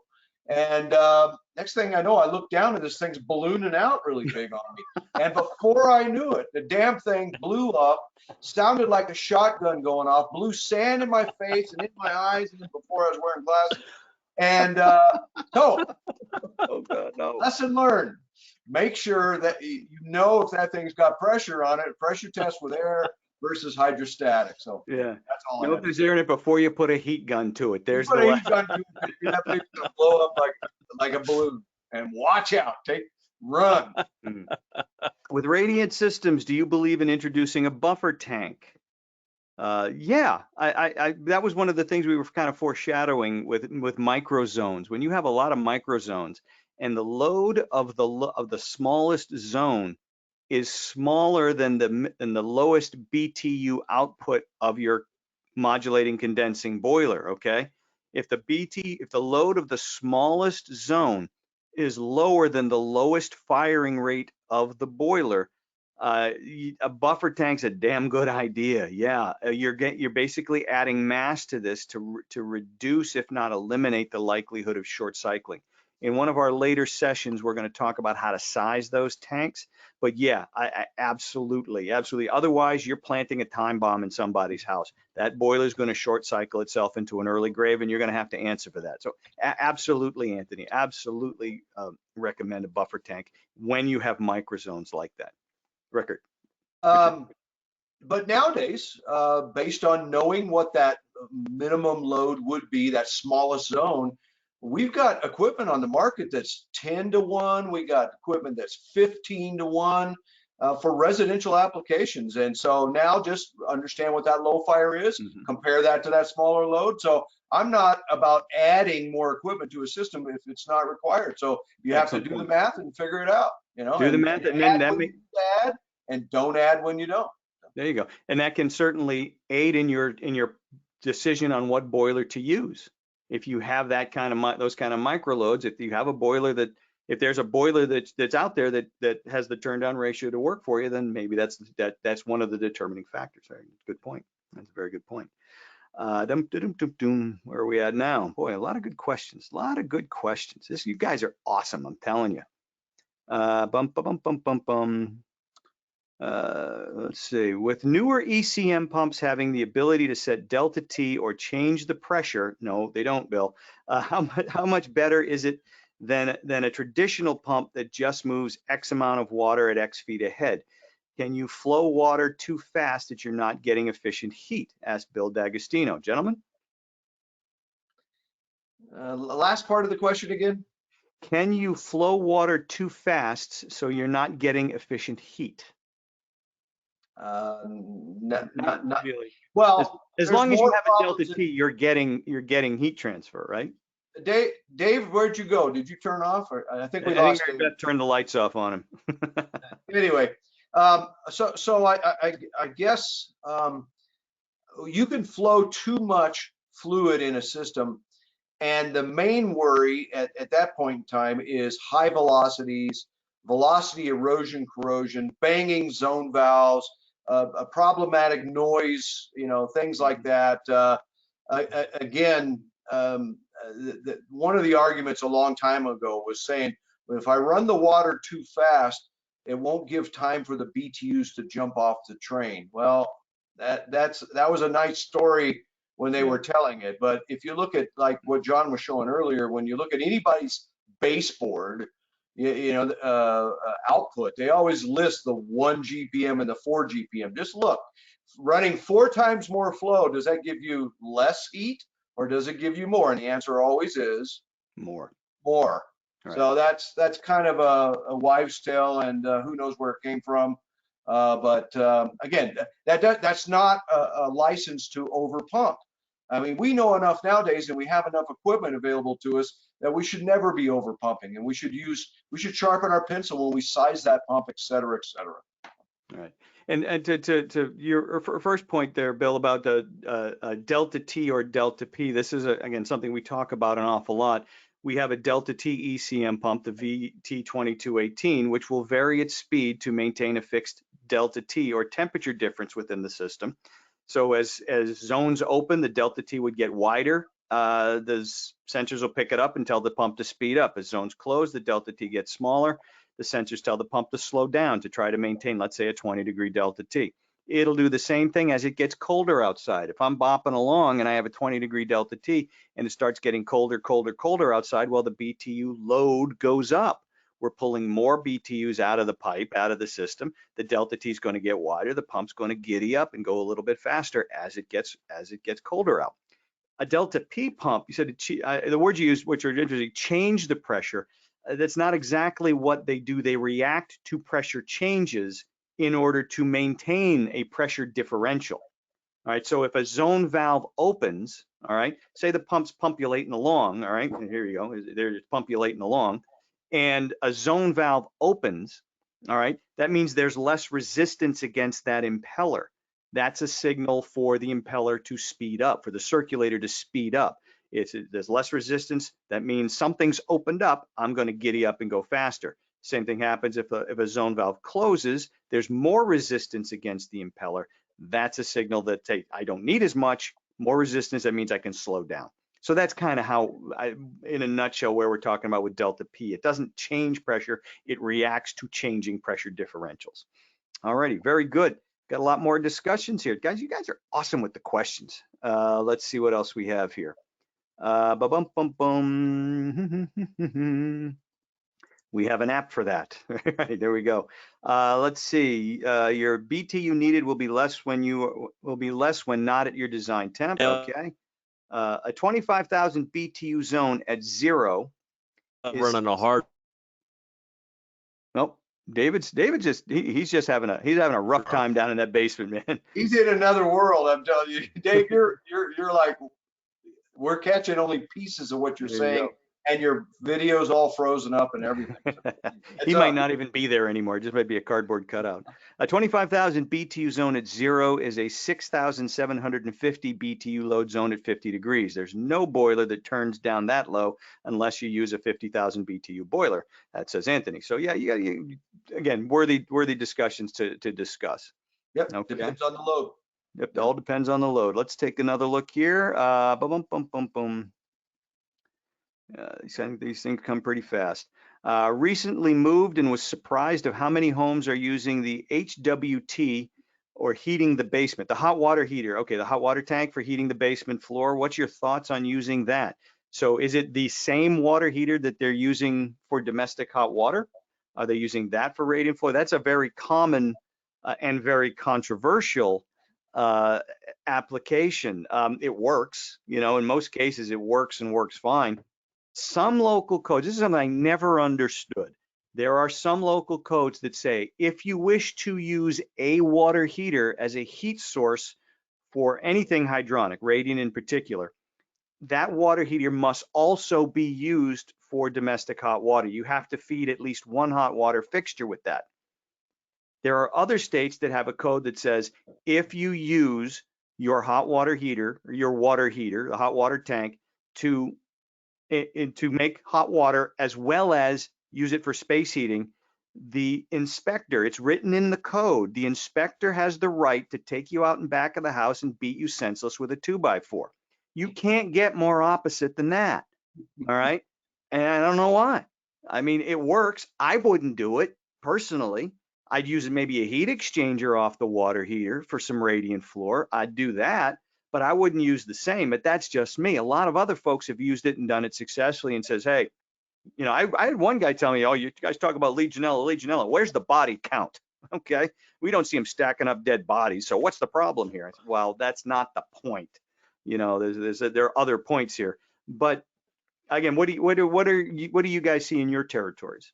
Go ahead, Dave. Or not? Rick, how about you? Well, it's done quite a bit out west, actually, mostly with air handlers.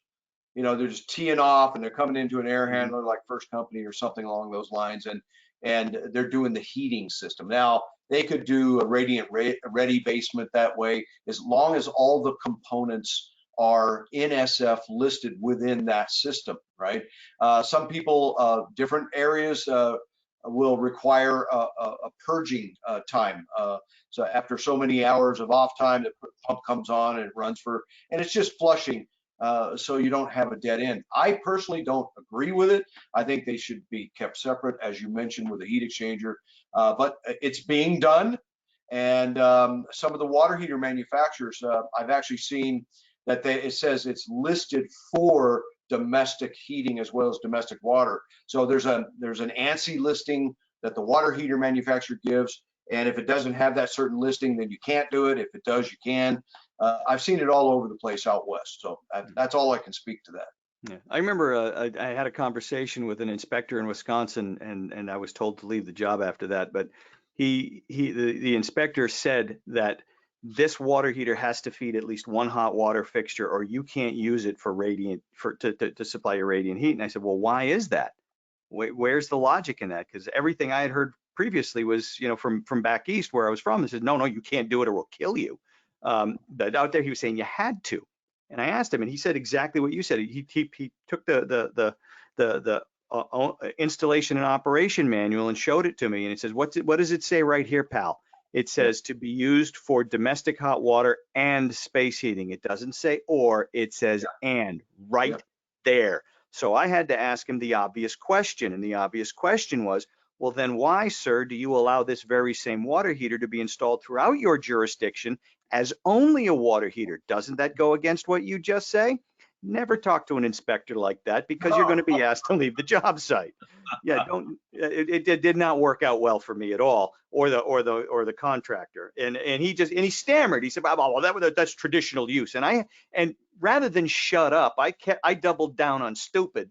All right. And I said, you just made that up right now, didn't you? And then he said, sir, what company do you work for? I just want to get that name down. And that was the end of that. So yeah, there's no rhyme nor reason, or if you want logic to dictate, it's not in this discussion. Yeah. Let's see, regarding kick space heaters and on a 2-pipe supply and return hydronic style system, if the main return and branch tees have asbestos, but not the branch lines, the branch lines that feed the kick space, what are your thoughts on if we use what are your thoughts if we did use a diverter flow type? Okay, Anthony, you got to run that one by me again. Kick space heaters on a 2-pipe supply and return hydronic style system. Well, I'll tell you what we used to do back in my old days with kick space heaters.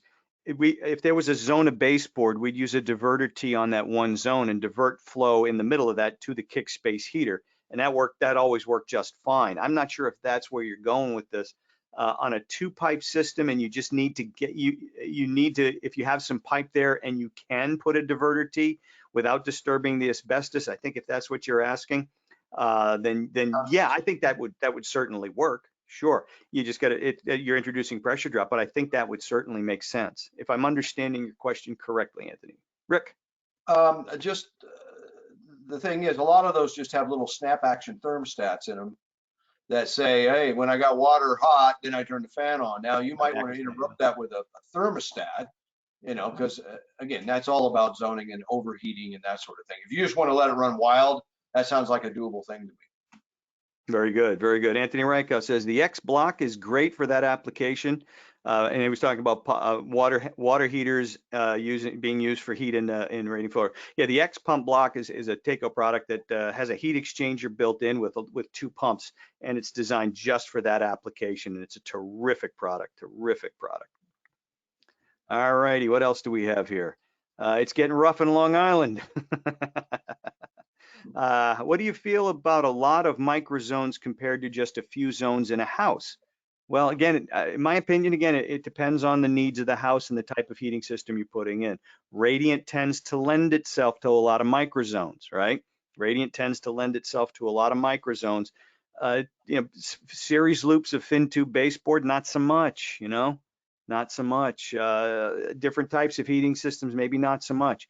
But a radiant system throughout an entire house, which I got to believe we're not doing that much of anymore. I mean, where the new houses are being built, it's kind of in non-heating areas. So I'm not sure how many houses are getting built with full radiant, but the ones that are going to be pretty special houses, and there's really no reason to skimp on zoning or anything like that. I don't know if that answers your question, Bill. Let me know.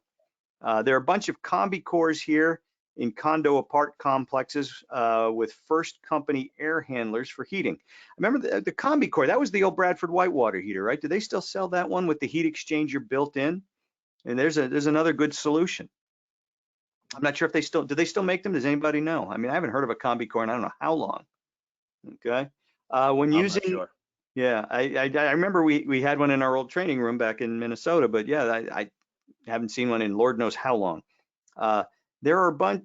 So when using an InstaHot water heater for domestic and space heating, can you recommend a few fan coils that are approved for potable water use? Asked Peter Trifonidis. I personally can't. I don't know, Eric, if you're still on the line, if you have any input on that. But no, I'm not up on fan coils. Either of you two? Dave? No, I don't know the particular brands off the top of my head. Yeah, Well, but I would think since we've already mentioned one, a First Company makes First Company, right. little units that sit right next to water heaters, and you run water through. So I would venture to guess those are NSF listed. Yeah, those would be one of it. Yeah, you just want to look for an NSF listing Yeah. on your water on a fan coil. Absolutely. All righty. Best way to control a radiant system energy efficiently, is it outdoor reset or something else? I'd say it's a combination of a really, really efficient boiler and a well thought out control strategy. Again, outdoor reset, if you're using a modulating condensing boiler, okay, so you have outdoor reset there. If you have a system that is a multi-temperature, multi-load system, for example, I have radiant in the slab in the basement. I have radiant in the first floor in between the floor joists, and maybe I have panel radiators or something else upstairs. So I have 3 different installation methods, 3 different water temperatures, realistically. Well, what you can do then is have the boiler make set the benchmark for the highest water temperature you're going to need in the system, and then you can do a secondary reset with the 2 lower water temperatures using, let's say, a take-o-eye valve or something like that. And now you're resetting off of the reset. So it may sound like it's overkill, but think about it. These 2 down below require lower water temperatures. When those are running, they're sending the lowest possible water temperatures back to that boiler. That boiler is going to really like that, and it's going to be really efficient. So don't think, a lot of times say, well, I'm using a ModCon boiler, I'll just make everything the same temperature because it would be easier. Yes, it would, but there are benefits to resetting off the reset. That is exactly my house there, John. I have a 3-temp system. I've got in a ModCon boiler that's running the high temperature radiant at 145. And then I've got a plate system that needs 120. And then I've got the slab at 105. And I got 2 I valves in there and the high temps running off the boiler. And it is probably one of the best things going right now. So, and also a bunch of little zones in there too. So I'm looking at about 8 zones in the house too. Excellent. So, very good. Yeah, Good man. yeah. So I'm just so ecstatic with the heating system. Modulate the world is the way I like to think about it right now, because that boiler's modulating, the mixing valves are modulating, and the circulators are modulating. So I got that thing so dialed in right now. It's not even funny. That's very good. Very good. A lot of folks have chimed in that combi cores are still available. All right, about $2,500, but they're from Bradford White. Anthony Tossi says you should get a hobby day. This is my hobby, I guess. I don't know. There you go. There you go. Yep. Would you have a webinar on passive house with heat pump and solar panels? It's out of our wheelhouse, Daniel. So we wouldn't put that on. A Mechanical Hub, I'm certain can scrounge up some experts on that would give you a much better input than we conceivably could. Absolutely. So that Scrounge? Say what? Did I hear the word scrounge? Scrounge? Yeah. They could scrounge up somebody. Okay. You think? That could have a negative connotation. Well, I didn't mean it that way. I gotta bust your balls if I can. Put it in. Couldn't you glean from the context? I got you, but I hadn't used that word in a while, but I used to use it a lot. Well, you were a scrounger from way back. There you go. We are in the process of building a 4,000 square foot shop and will most likely introduce radiant heat. Would Taco be willing to donate some Taco products? No, but we'd swap you for some pizza. Okay. There we go. There you go. If you guys have never been to Philadelphia, go to the Tosco family restaurant for some of the best pizza in the world. It is it will change your life. This is life-changing. It's life-altering pizza that Anthony can make. And no, I don't want a cigar, Anthony. Okay, there's another inside joke. Me and the cigar and a bad night on the water in Rhode Island. It wasn't the cigar. I got seasick. All right. You want to? Yeah. Should we put it like that? Yeah. We'll swap it out for some pies. Okay, Anthony. There you go. Is Taco coming out with the Dimplex heat pump? Yeah, I'm not sure of the timetable on that, and I'm not sure how this COVID-19 thing has changed that timetable at all. It's a product we've shown at we showed at AHR this past year, and it's a product that we're moving forward with. But I can't tell you any more about it than that in terms of when that might be released or what, the finer points on it. Do either of you two have any further insight on that? No. I do know we've got a couple of job sites up and running here in the East Coast. So we're doing some beta tests. I think we've got 3 systems out there, all of them wildly different areas. So we really want to beat the heck out of it. So as far as I know, the guys are still moving forward with it and not slowing down with our heat pumps. So Good. I've got 1 job in Connecticut, 1 job up in Toronto. And I can't remember where the 3rd one is just yet, but they're still planning on doing something. Again, when that comes out, I have no idea. I haven't been to the factory since November, and it's killing me right now. I live at that place, and I haven't been there in so long. So people are going to forget who I am soon.